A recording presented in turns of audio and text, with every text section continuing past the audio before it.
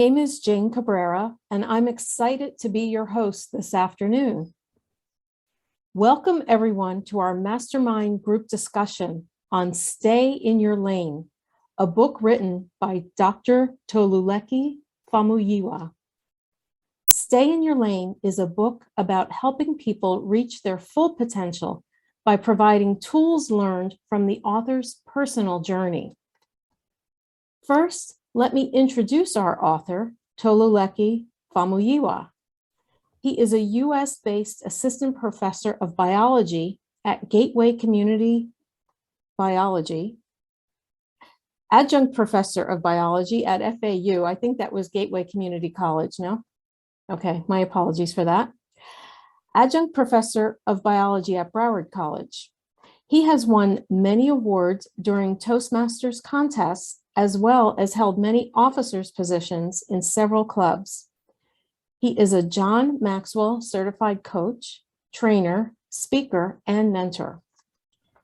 He has mentored many students in Nigeria and the USA, and he is a keynote speaker and offers coaching, mastermind, workshops, and seminars to clients all over the world. He is the CEO of Solution Illuminators, LLC, a global human capacity development organization. Toluleki is a recipient of numerous academic awards. In addition, Stay in Your Lane is his latest achievement. Please help me welcome Dr. Toluleki Famuyiwa. All right, thank you. My name is Dr. Toluleki Famuyiwa. I'm here to discuss with you guys and also hear from your experiences. Thank you. Thank you, Tolu. So I'm really excited. We have a great turnout today. I'm curious from the audience, and if you'd like to maybe give us some response in the chat room, but how many of you were already here for the Mastermind discussion last week? I'm curious to know who was here.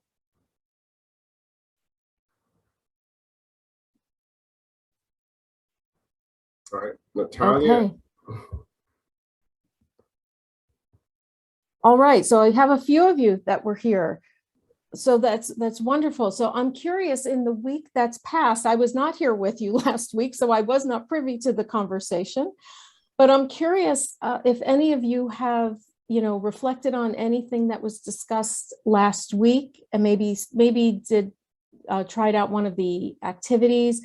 So I'm curious if anyone had any questions or comments that they've been able to reflect upon over the past week. And if you would, you maybe can go ahead and raise your hand and we can unmute you and hear from you.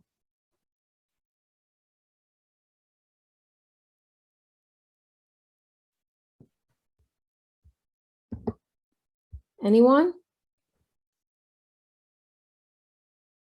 All right, well,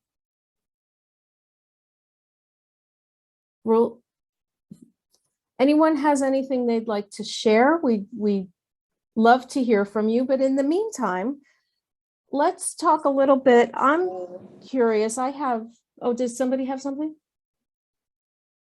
I thought I heard something. Tolu, I'm curious, I had a question for you. There was a quote that really captured my attention, and it was on page 59. And it said, do not, in fact, it was in bold, do not get too busy to make real human connections. Greatness is contagious. Rub minds with great people. I'm curious to hear a little bit more about what you have to say about that quote. I was intrigued by it. Thank you very much, Jane Cabrera. Yes, most of the time we get really busy about life and we just don't think about things that we are doing. And sometimes we get so caught up with life and experiences and things like that. But then what happens is that we don't pay attention to actually get to meet people and talk about what their experiences are. all right? And most of the things that we achieve in life has to do with the connections that we made with people and the things that we can actually achieve through that. All right, for example, I have a feeling that when I meet people for the first time, when I'm communicating with people, I get carried away about things that I want to do, things that I want to achieve, the things that I think I want to get done. But then we have to connect with people first at a very natural and also human level, right? That's showing that we are not perfect, right? People want to see that we're not perfect, we're not machine, we're actually humans. And that's when we can have such connection. And that's talking about showing a level of vulnerability, being vulnerable. This is my weakness, this is what I'm going on. And I discovered that most people are not willing to do that. We all want people to think our life is perfect, so to say.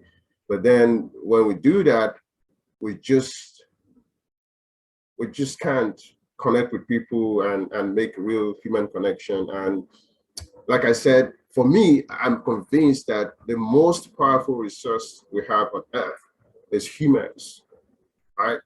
There's virtually anything we can get done in life without making real connection with people and things like that. And that's why we have what we call human resources, right? When a company is starting, they have human resources, and those are the people that actually just employ the talents that they need. And without that department, the company is probably nothing, so to say. Yes. Yeah.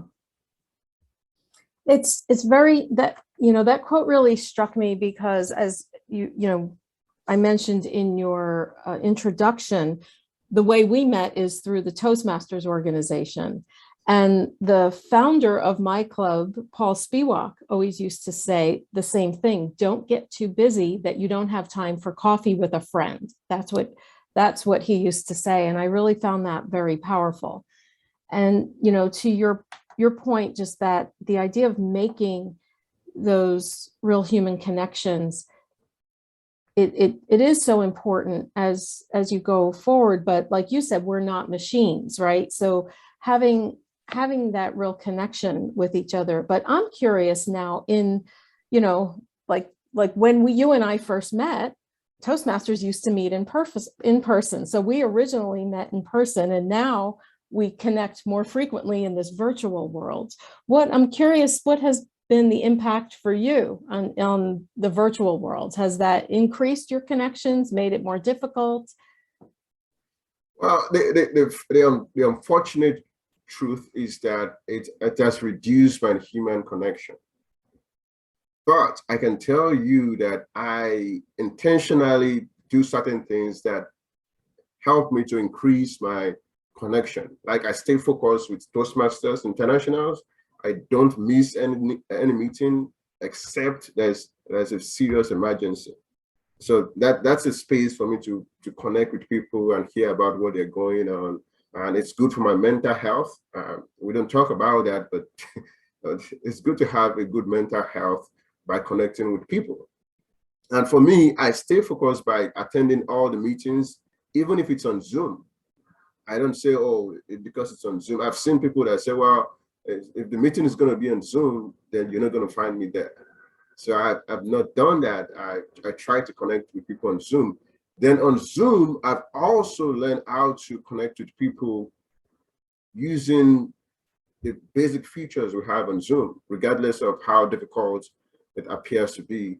I just try to learn some features. Like, for example, I give speeches and try to move into the screen, to the screen rather, to see people. And so when you move in, people feel like you're talking to them. So I've been able to just use certain skills like that on Zoom. But definitely, like most people, I'm looking forward to meeting with people physically. Can you imagine if we're having a meeting like this in a physical space, whereby we were having it at probably FAU or Broad College, whereby people are in the room. I can see the faces of the people here. I don't see anybody's face here. Yes, I know. So much people here, I cannot even see their face. And I think the danger here is that has also made us relax. and made us feel that human connection is not that important anymore because there's an easy way out, basically. And I think that's going to create a different problem eventually if care is not taken.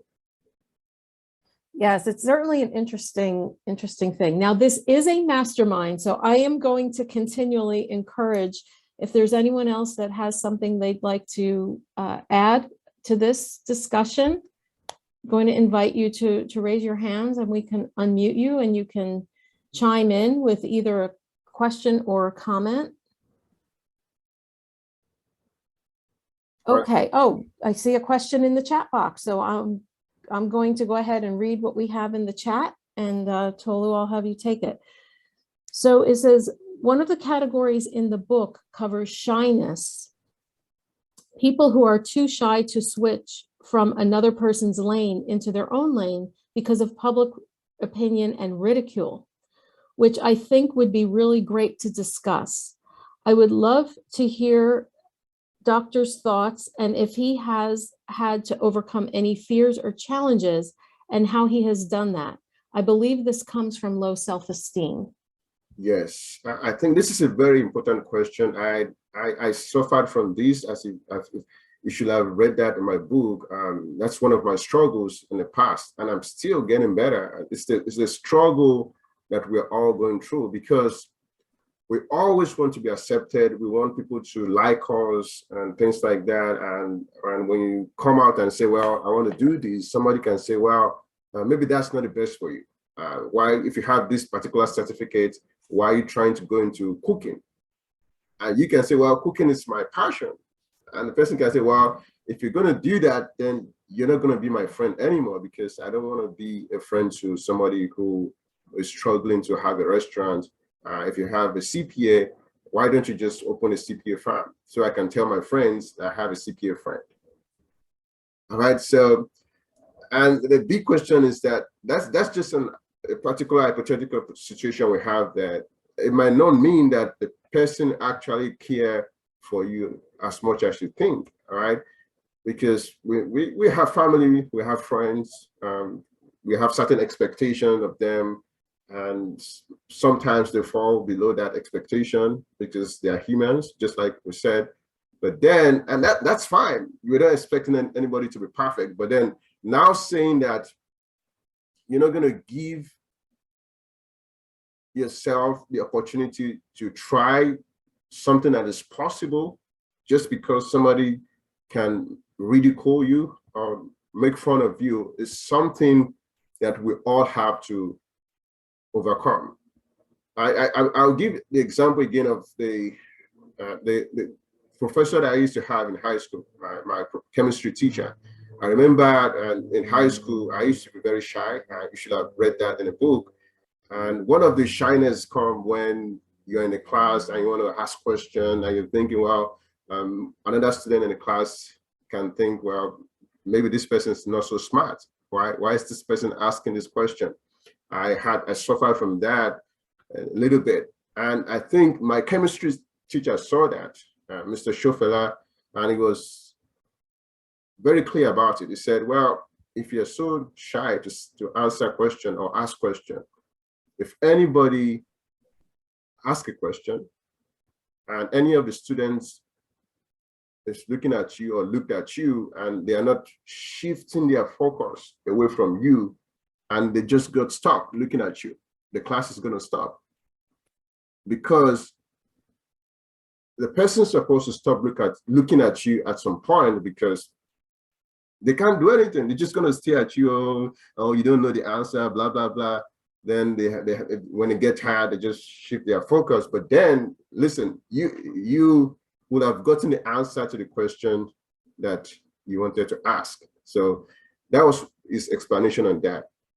The next thing I also can relate to that is I'm a Christian by faith. I go to church. I also see that some people, when they're in a gathering, they want to dance and praise God, and you're shy. If this person's going to look at you as something is wrong with you because you want to dance to your God that created you. And that doesn't mean the person actually care about you, but you're talking about somebody that you know cares about you. These are the things that we do that doesn't make any sense, because why do we do things like this? So for me, I think the best advice I can give is to look away from what people will say, because people will always say something. That's humans. And what we say is not always the same. Sometimes we can say something today. We say, oh, this person doesn't know what they're doing.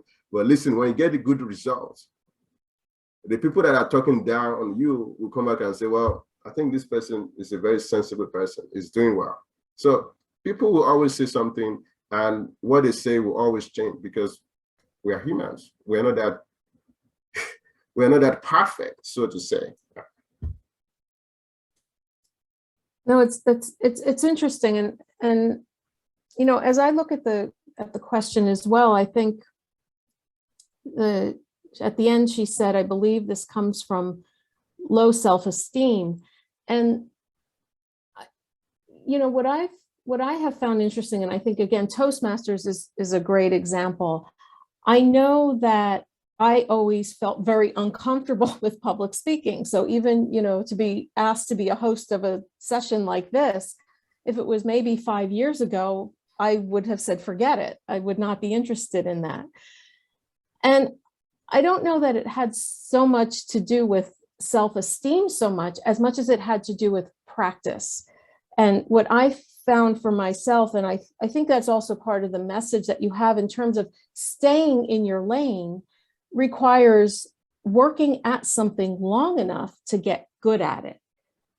You know, and I think in our society today, you know, we have a very like instant, everything's instant, you know, everything's right now. We have, like, I call it the remote control mentality. We think press a button and it should be there, but some things don't work like that. It takes more time and practice and learning over an extended period of time. And it's, you know, it's just as you get better, you get better. And it's as simple as that. It's not so much an issue of self-esteem. And, you know, I think it's like the person says, you know, the concern about public opinion and ridicule. Yeah, I think it's natural for us to have that embarrassment maybe of what other people say or what others might think. And you know, it takes that perseverance of practicing and getting better. And, you know, what I found, and I'll be curious to hear your thoughts on this, what, you know, I found it really came more from me being comfortable within myself. Like, and speaking is a good example, when I was just more comfortable with my skills within myself. And it doesn't mean I'm perfect. You know, you know very well, it's not about becoming perfect, but it's just about generating that comfort level that came from practice. I'm curious what you think of that. Well, I'll use my speaking ability as a good example. Coming from Nigeria, whereby we're colonized by the British, and when I came, I started using certain words, and people look at me and say, "Where's this guy from? What are you talking about?" For example, I can say, "I want to check the boots." Someone say, "Oh, that's the trunk." That's what we call trunk in America. Okay. There's so many cutleries and spoons, forks, and things like that. The choice of words has been very challenging. And what I did, like, you know, when I came into America, is to just develop that different language. And what I did was to join Toastmasters Internationals, and I started going to the speech competition to give speeches. And of course, it was difficult, right? Having to compete with people that are native speakers, whereby they use the right choice of words people can connect with so easily, and versus somebody who's still going to say something and people are going to like, what is he talking about?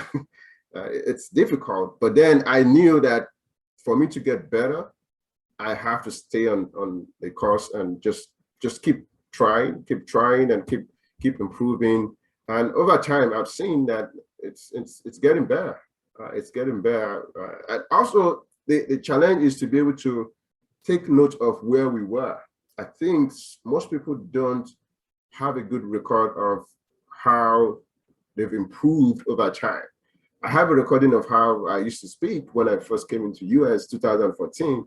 And of course, when I compare the two, it's not the same. It's Right. not the same. So I don't need anybody to tell me that I'm improving. I have evidence to show that I'm improving. Yes. So I think that's another thing that somebody can do. You have to just tell yourself, I want to become better, I want to grow, I want to improve. And you're not doing it for anybody, you're doing it for yourself. And just having something to compare. This is my journey, this is where I started from, and this is where I'm going. And I think that was what actually encouraged me to write this book, right? Because sometimes if you don't write things down, you don't know the storyline, right? I don't want to feel like overnight success, like just people say, oh, this guy's doing something, but then I didn't start from here. I had to do certain things to get me this far. And I'm saying, well, maybe if other people can do the same thing, or they can do something better, they can have a better result. And that's why we're here. That's why we're having this discussion. That's why I wrote the book in the first place. Yeah, and I think that's really powerful, that, writing the book as a reminder of where you came from. It's sort of a documenting of your journey and the elements that went into it. And even as you talk about that, like the language challenges with the language and how people perceive and hear your language, that really points, I think, a great deal to your adaptability, which is such an important skill, the adaptability. I was wondering, maybe you could say a little bit about that. Yes, so adaptability is something that I also talked about in my book. Right? As humans, we like to have a situation whereby everything is set on the table. Like you said, very fast, microwaved. We don't have to stress ourselves. We have a lot of fast foods in America. You don't have to cook. You can just watch Netflix while you're eating your food. All you need to do is to microwave things. But then life is not always like that. What if the food that you're trying to microwave is spoiled? That means you're gonna have to cook, right? You try not to cook, but then that's what you're gonna have to do. And if God helps you, and that's happening in the middle of the night, and all the grocery stores are closed, then you're just gonna have to cook whatever you can cook so you can stay alive. So that's the situation that I have with adaptability. I think it's good to plan. I'm a chess player. Like I wrote in the book, chess game, for example, helps you to plan, right? You're planning an attack, and the queen is there, the pawn is there, the bishop is there. You're making sure that you're protecting the king and things like that. You want to win the game of chess. Life is like a game of chess. We all need to plan, but then sometimes you plan, even in a game of chess, once your opponent discover what you're trying to do, they're just going to counter that with something else. Then you're going to have to think again. You have to go back to your drawing board in a very short time. That's right. Because now you have to strategize again and keep going. That's right. That's so true. And I think part of this, everything's so fast, I think it gives the misperception that things should be easy. And I think a lot of people, that when they experience those challenges, they internalize it. They say, well, there must be something wrong with me. Maybe I'm not that smart, or maybe I'm, whatever, fill in the blank. And as you're saying, that's just how it works. It's just how it works. So I think, there was a chapter, you had a chapter about the obsessive thinkers. And I think that falls in a lot with the obsessive thinkers, is that like the thinking, like, what does this mean about me? Mm-hmm. So I'm curious, maybe you could speak to that a little bit. Well, the obsessive thinkers is talking about people that are just not thinking outside of the box, right? You're saying, well, I'm doing this, and you think whatever you're saying you're doing is wrong, and you can get better at doing it. But then you're not looking at the process, because it's a process. You have to fail a couple of times. I think we're in a culture whereby we don't want to fail. And when anybody fails, then the person looks bad. And everybody wants to associate themselves with successful people. Even if somebody don't know what they're saying, if the person is successful and it looks like they're winning, you want to associate yourself with the person, and the person that looks like they know what they're saying, but it looks like they don't have the support. Everybody distance themselves from that person. So it feels more like the life that we are living is a result-oriented world. In which case, sometimes people don't care how you get the results that you have. So far you have the results, you have something going on, you are the winning team, we're going to join you so that we can look smart. Right. Where the focus is on the results versus the process. Yeah. And the process takes time. Sometimes people go through certain things, they don't get a result, they keep trying, but we don't talk about what we learn from our failures, because failures, they're very good as a source of information for us to know the next thing we're supposed to do. Yeah, absolutely. And I think, I think we misunderstand the role of failure. Failure is a very important part of our process. How best to learn. And I think that was a powerful part of what you talked about, like in Toastmasters, putting yourself in contests was a very courageous thing because you allowed yourself to fail. But how powerful, because that was probably the quickest way to learn and to get feedback. That's true. That's why I did that. Yeah, and it's very smart. It's super smart.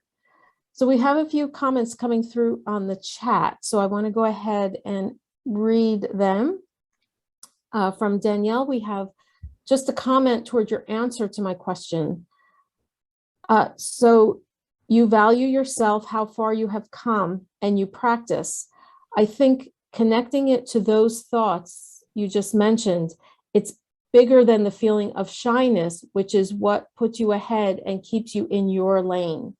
That's a very powerful comment. Being more aware of your abilities and what you value. And then, of course, writing, stay in your lane, putting your thoughts into writing. Very interesting points. Thank you. So that was great. And then we have a comment here. I'm an obsessive thinker and tend to think myself out of doing things that I want to do and accomplish.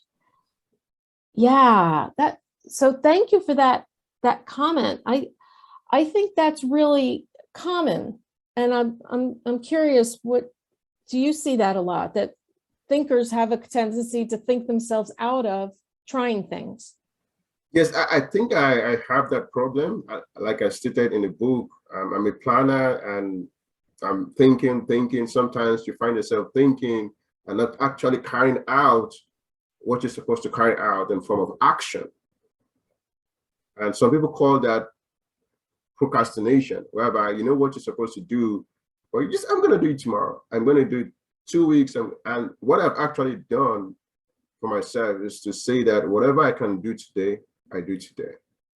Right? It doesn't matter if I need that particular thing in 2 weeks or next month. If I can get it done today, I get it done, because you know what? Something new can come up that's going to take your attention. That's when people get bombarded with a lot of things and like, yeah, I don't know what to do, because every other thing that you could have done, you left it already. And also that also goes to the students here, right? You're taking multiple classes. You know that you have an exam in a month. You could just spend 1 hour, 30 minutes to read ahead, a month ahead that particular exam. But because you know you're smart, you can always understand something last minute, and you're just going to leave a couple of exams like that. But then if family occurrence happens, you have to travel. That's going to take your time, because life happens. We don't plan for some things to happen.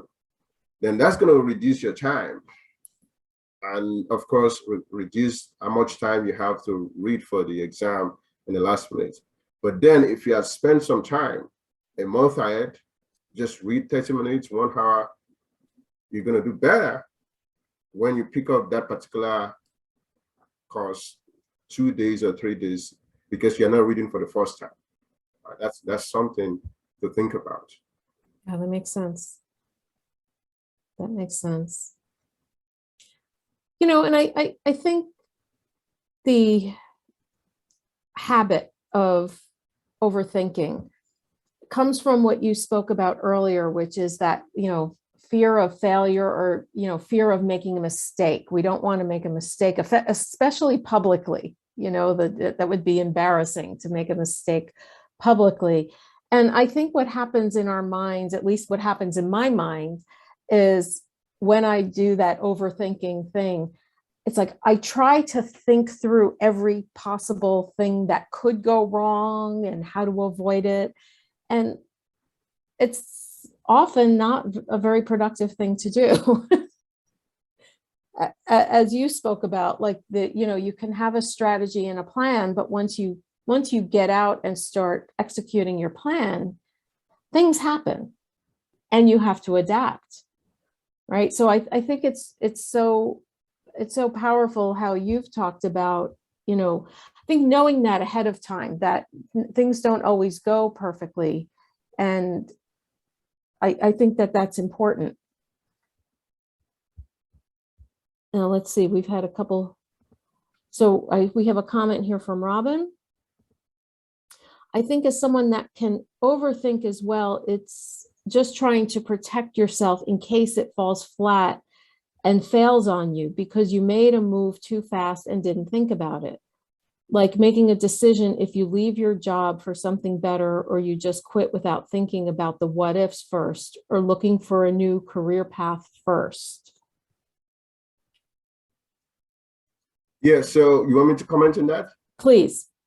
So this is a practical situation that everybody faces one time at one point. I was still talking to my mom today. We were talking about that just before this session. I was talking to my mom about that. That's the reality of life, right? At some point, I was contemplating switching to do something else that appears to give me more money than going to start my postdoc next month. But then I thought about the whole situation, like, yeah, in a long time, getting my postdoc will give me a lot of stability because then I can probably do whatever I want to do eventually, not just saying, well, since this job is paying more, I could just get it. What if the job is not going to continue? And I see that happening. So immediately I say, well, even if it means getting less money, I'm going to stay on track to keep doing what I'm doing and finish my postdoc and possibly get a full-time professor position and things like that. That's a good example of what we're talking about. So it's just very important for us to know, to weigh the consequences very well. The consequences of our actions, and if you have a family, you have to think about family and things like that. If you're leaving a job, what will happen to? That's why it's very easy to get it right. That's why I'm encouraging my students to get it right now, because it just gets more complex eventually. When you have family, you have kids, you cannot just move and go to somewhere else. You have to like think twice and things like that. But then at this stage, if you can just get this right and be open-minded and know what you're doing, it becomes really not too difficult eventually for you. Excellent. And then we had another comment here from Danielle. She said, that was me when I had to do a presentation in class, afraid of rejection. But I'm grateful we had that opportunity, because that opportunity isn't given to us, I think, every day. It gets us out of our comfort zone. So, wow, that's great. Yes. And then we had a comment about the, family, how things get more complicated when the responsibilities grow and you have family.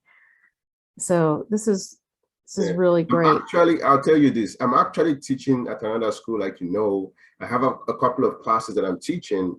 And I observed that the students that are in high school, they are more focused. They are still fresh in high school. They they understand what I'm saying very fast because less responsibilities. Some of them don't have jobs. But then if you're grown, you have kids, you have jobs, you have to do all that. It makes you spend less time in front of screen trying to get the lectures, and it just become, because I understand. I was that person. When I was doing my master's, I was married all through my PhD. Sometimes I don't even know how I passed some of the exams that I go to write. Really, it's God. That's why I believe in the spirit realm, really, because I'm only here today by God's grace, really. Yeah, well, I think we all are, right? Yeah. No, but I think, that there's truth to that, because as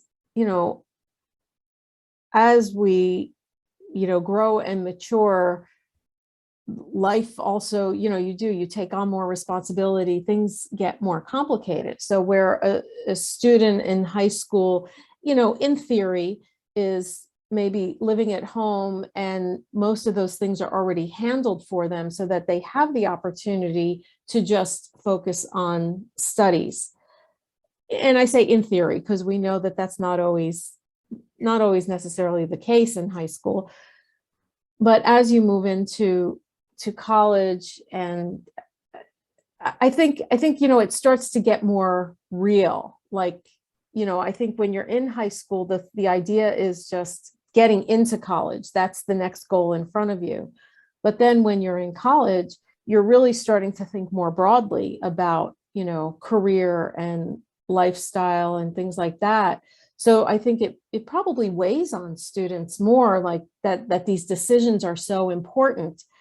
And so then it can get more challenging. Is that what you've experienced with the students that you work with? Yes, I've experienced that. That's why we're here for extra credit in the first place. Because when I started my class, they would say, "Well, I have this, I have work, I work in the night, blah blah blah." I'm like, you just have to try. Try. I can support you the best way I can by literally to extra credit and making sure that I teach very well. I can be flexible as much as I can within certain limits Mhm. that is reasonable. But then you still have to put some effort. So I understand that. That's something that I've observed with my students. Yes.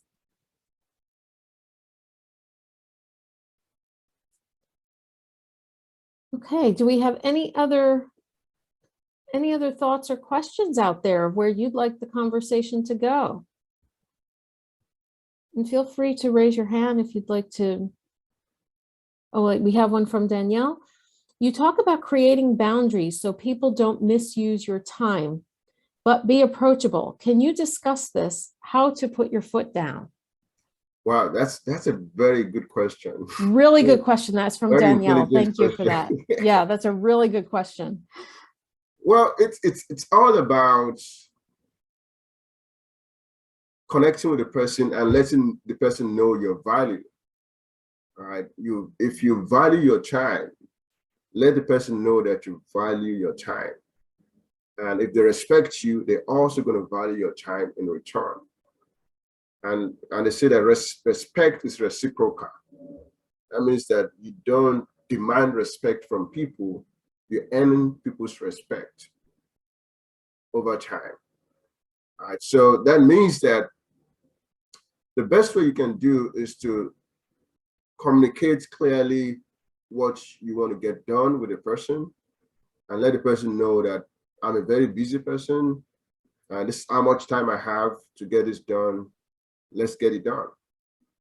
But then if somebody said, well, I don't care about your time, I don't care about what you're talking about, I just want to misuse your time, then you want to let the person know at that point that I'm not ready for this, I'm not available for this. But then there are certain times that life happens, last minute things happen, somebody cannot show up when they're supposed to show up. So far they communicate clearly and let you know, oh, this thing happened, I cannot show up. you probably want to give them another strike because it might not be intentional. But then if somebody keep doing that intentionally, telling you they're going to be somewhere second, third time, the fourth time, and they're not showing up, then they don't value your time. So you shouldn't give them more opportunities to waste your time. Right? But then it takes time to actually be able to know that, because sometimes life happens and people need to like reschedule appointments. It's just something that we need to get used to. I think it's an excellent question. I actually teach a workshop on boundaries. So I have, if it's okay, I have something I'd like to Right. share about that, to just give some ideas. A couple of ideas that come to mind, especially as students. You might want to, like, the idea of boundaries is you defining for yourself like certain time that you are going to reserve for whatever you need. So it's about you defining it. So as a student, you may decide that you are going to take, let's say, 1 hour a day that is focused study time, and you decide what that hour is. You can let other people know, like if they're asking you for whatever, that this hour is not available. And it's a matter of you just communicating it's not available and then holding to that. And, like you're saying, like what you're saying, there has to be some flexibility because life happens.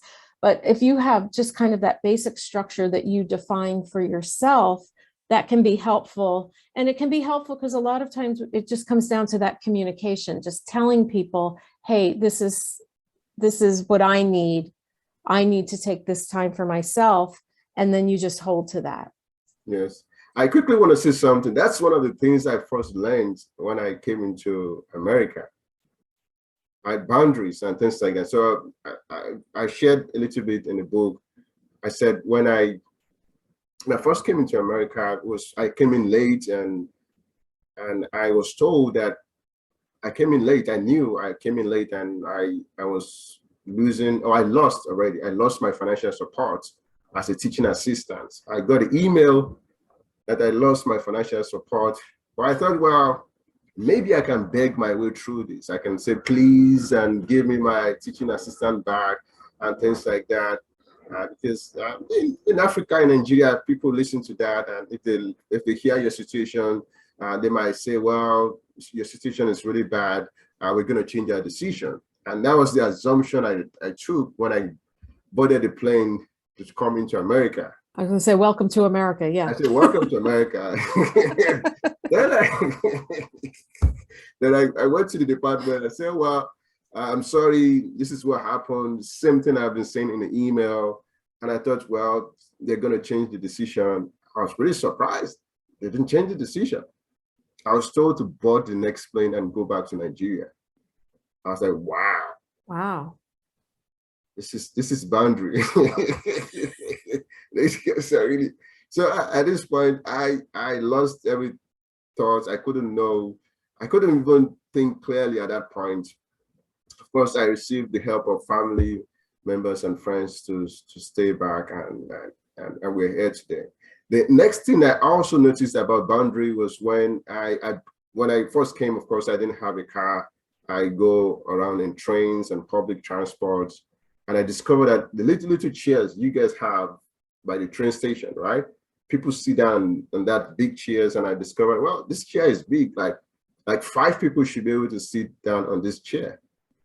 I discovered that there's only 2 people that can sit down on it, because if you are the third person and you try to go and sit down on the chair, the kind of look that you're going to get, it would tell you that boundary, all right? Only 2 people. That's what that's boundary. You guys are talking about. But then because I'm in Nigeria, that's big enough for like 3, 4 people to sit on. But I can see that people will maintain that it's only 2 people that are going to sit down here. I sit down on the left, another person sitting on the right. You cannot sit down on the middle part of it. So that's why I'm like, okay, I think boundary is very important here. I really have to think about this, because This is different from Okay, that's interesting, because now you're talking about physical boundaries. You know, physical the boundaries. physical boundaries, there's a different idea of that. Yeah, physical Yeah, boundary. that's interesting. That's really interesting. Well, we have a really interesting question here from Robin. She's referencing page 50. Quote, "Your success stops where your character stops. Explain more." Wow, that's really deep. It is deep. Well, success is, sometimes we say it can be very mind covering. That means it can blind us from things that we're supposed to see. I've seen people that are successful, and for some reason they think, or they thought, that success is now their birthright. Like, I'm successful, I'm supposed to be successful every time. And that's why somebody, you see, oh, somebody is a billionaire and they lost some money and suddenly they want to go and commit suicide, because the mind is like, oh, I'm a billionaire. People should always see me as a billionaire. And if they see me as something else, what's the point? What's the point of staying alive? That's why success should not be seen in that line. So where character comes in is to say, well, I'm successful, but then in order for me to maintain that level of success, character is needed. For example, take for example, somebody working in a particular organization, and for some reason, you are the CEO of that company. Yeah, you're the CEO, you're the head, but then if you keep treating people like trash, you're gonna lose your employees. And it doesn't take too long before a company folds up here. And we all know that, right?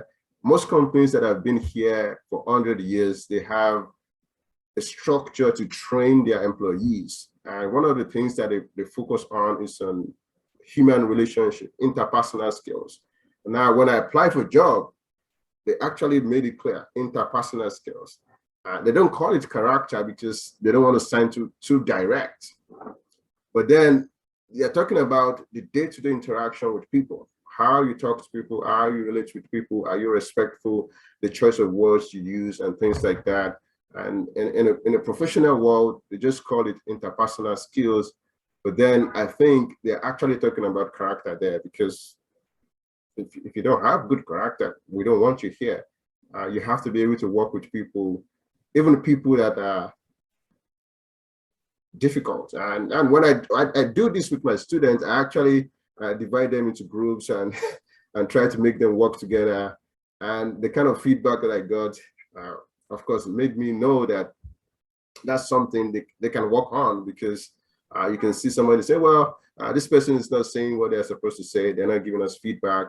They're just trying to do this without carrying us along, and blah, blah, blah. So but I try to teach them that, because there's no curriculum for that, really, because we don't really teach leadership and communication, which is more important than the things that we actually learn in school, because life is going to require us to be able to work with people and not just remembering some chemistry law or things like that. You know, that's so true. And as you're sharing about giving students the opportunity to work in teams and to wrestle with the challenges and the difficulties, that is really, I think, the way you learn those interpersonal skills. It's again, it's like learning by practice. It's learning by going into a situation and facing a challenge, and then maybe really not knowing how to handle it, and having to work through it and adapt. And, you know, not always it's usually uncomfortable. I mean, I think that's where a lot of the growth that we experience comes from being willing to get uncomfortable and just to stay with it and work through it. And, you know, certainly the achievements that you've had and what you've shared in the book, these things have not come easily. This has been a series of challenges, and just continuing to adapt and stay on the path and work through it.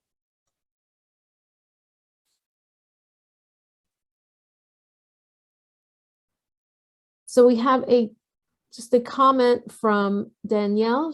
She was referring back to our conversation on boundaries. She said, that's interesting. So you learned the idea of boundaries from exposing yourself to a new country. Yes, that's true. Yeah.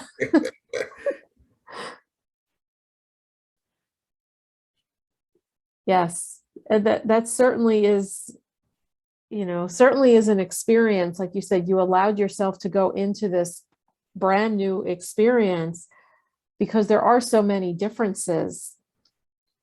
You're in that discomfort and just allowed yourself to stay with it and adapt, and eventually you come out on the other side, I guess, right? Yes, it's a learning process for me. That's great. That is great. So do we have any other questions or comments that you'd like to make? You can go ahead and put them in the chat or raise your hand if you'd like to. If you'd like to say anything, we can unmute.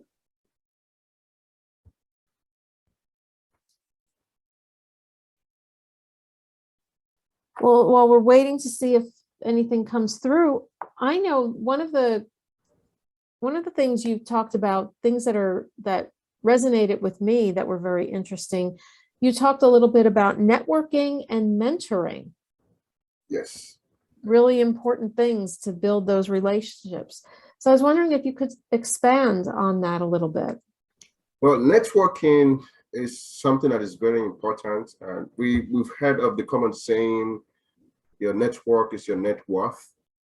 And that's how valuable you are in the marketplace, even the workplace, right? People who get the recommendation and people who get to work with different people or different team, they are the people that can get along with people and actually have the connection. And actually, if you're trying to move from one level to another level, you should be able to do that. Personally, networking is something that I've done and I'm still doing. I intentionally connect with people. Sometimes it's uncomfortable to do that, right? Approaching somebody that you don't know whether they want to be approached means that you can get some reaction that is not so good sometimes. But because I know the value of doing that kind of conversation, engaging in such conversation, I still go ahead and do it anyways, because that's something that is valuable. Then that also connects with mentoring, right? Most of the things that I've learned and I'm still learning is because of mentors that I have. I belong to John Maxwell team. My mentor is John Maxwell, a leadership expert known worldwide. I've always read his book when I was a very little boy. I read his book when I was a little boy. Then I joined the group to be mentored in speaking and leadership. All right. Then I also have academic mentor, Dr. Kumi Diaka, other mentors that have mentored me at FAU and also at Broward College. That's very useful for me. Then I also mentored students. I'm still mentoring students. I mentor students at FAU. I still have my mentees that come around. Some if they become so big, they don't want to connect anymore because they're not big. That's life. But some people still have that connection. They still try to connect because it's a process, right? Although you think you're at a particular position whereby you have the degree, but you never know whether you're still going to need somebody, right, for job reference and things like that. So I try to keep that communication going. I try not to burn bridges, so to say. That's what people say, because you never know. You never know, because what I've learned is that we said, in my local language, we say that people are like water. They're like water, right? Water in a bottle, right? People they are like water in a bottle, whereby they are connected somehow. You don't know. We always think that whatever we're doing here is not connected with these here, and life is separate. Professional life is separate from other types of life. But then you'll be surprised how many people that talk about you that you don't know. And they talk about you, they can talk about a particular aspect of your life that you think is hidden, maybe marital life or business life. And you're like, well, this should not be this person's business, so to say. But then people like being in other person's business. That's something I've learned. So we are all connected, and we have to think about the fact that the more people you know that can support you through your journey, the better for you. That's absolutely true. And I also believe very much in networking and the power of networking. And you mentioned something earlier about sometimes people feel uncomfortable reaching out to meet someone new. So something I'd like to offer, especially to the students, is the idea of networking. We think of the network as people that can help us, but also keep in mind that you are part of other people's network and you can be helpful to other people. So when you're reaching out or when you're meeting someone, that's a great thing to keep in mind. And I know, Tolu, in the book, you talked about service. It's a great thing to just keep in mind. How can I be of service to this person? And it can be something really simple. As you hear somebody talking, you might know someone that could be helpful to them. Just making an introduction is an easy thing that you can give and be in service to someone. And that's basically, the key to networking is sharing what you know with other people. And the more you share what you know with others, they are willing to share with you. And that's, like you say, when it comes to getting a job and things like that, it's always easier to get a job if you have that human connection. If someone knows you, even if it's secondhand, if you've been given that introduction, it makes it so much easier. Yes, that's very true. Yeah. It's very true. All right. Well, we're coming close to our time. Do we have any last minute questions or comments from the audience? Comments, question, don't be shy. You can also put in the chat anyways, if you. Yes, you can feel free to put them in the chat. Danielle said, this was a great discussion. I want to finish the book next week before our last discussion and share some of my thoughts. Thank you for this tool. And Robin said, thank you. It was a pleasure being here. Tolu, any final comments from you? Well, I think the final comment I have now, the big picture here about staying in your lane is to say that whatever you know about yourself is not all you should know. And whatever you're doing now might not be the best thing you're supposed to be doing. And also, looking at it in the sphere of the certificates that we have in school and the things that we're passionate about doing, sometimes these things don't align, right? You have one on the left side, you have one on the right side. And the decision is that, well, which way am I going to go, left or right? My passion, or just going through the path of what I've learned in school over time, because I spent 4 years to get the certificate. And I discovered that most people do what is comfortable, which, well, it just makes sense. I spend a lot of money, 4 years, just get a 9-to-5 job. This is what I'm going to do for the rest of my life. And that's what the society expects me to do anyway. So that when I'm done, I'm actually broke and depend on the government for support. And by saying that, maybe not everybody should do that. Maybe some people can discover something that they can actually do besides just the certificates that we get from school that can make them more relational, makes them happy, makes them fulfilled, makes them use all the talents and gifts that they have to support themselves and also support other people they have around them, so that maybe through this we can have a better world whereby everybody is using their talents and gifts from God.